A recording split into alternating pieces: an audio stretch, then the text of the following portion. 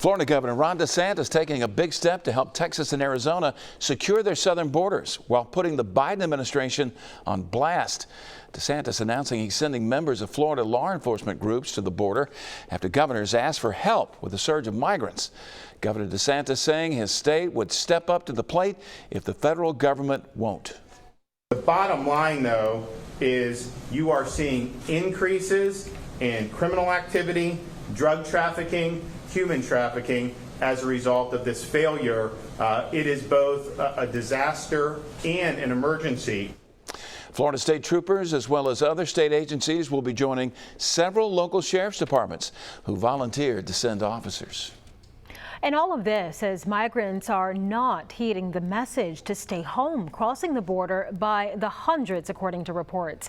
And now there's calls for the vice president to see the crisis for herself. Fox News correspondent Bill Malusian has a story from the southern border. Hundreds of migrants continue to pour across the southern U.S. border every day. This despite the vice president and other members of the Biden administration saying the border is closed.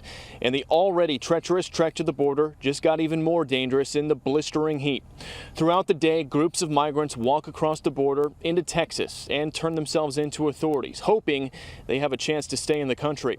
And on Tuesday, Fox cameras captured a group of roughly 30 who crossed into the Lone Star State, then sat down by a tree and waited to be apprehended, with authorities in the area overextended. The group saying they didn't hear Vice President Kamala Harris's message to stay home during their 18-day trek from Ecuador.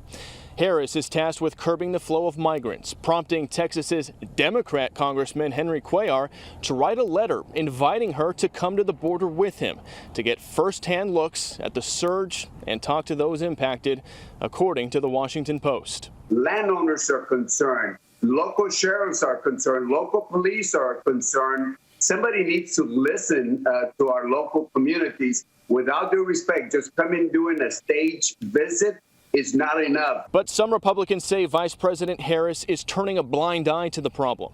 Kamala Harris is sending a clear message. She doesn't care. She doesn't want to hear it. She doesn't care. She's not calling Governor Abbott. She knows she's in charge, and people are suffering as a result. Now, whether or not Vice President Kamala Harris will actually take up Democratic Congressman Cuellar on his offer to come down here remains to be seen. In La Joya, Texas, Bill Malusian, Fox News.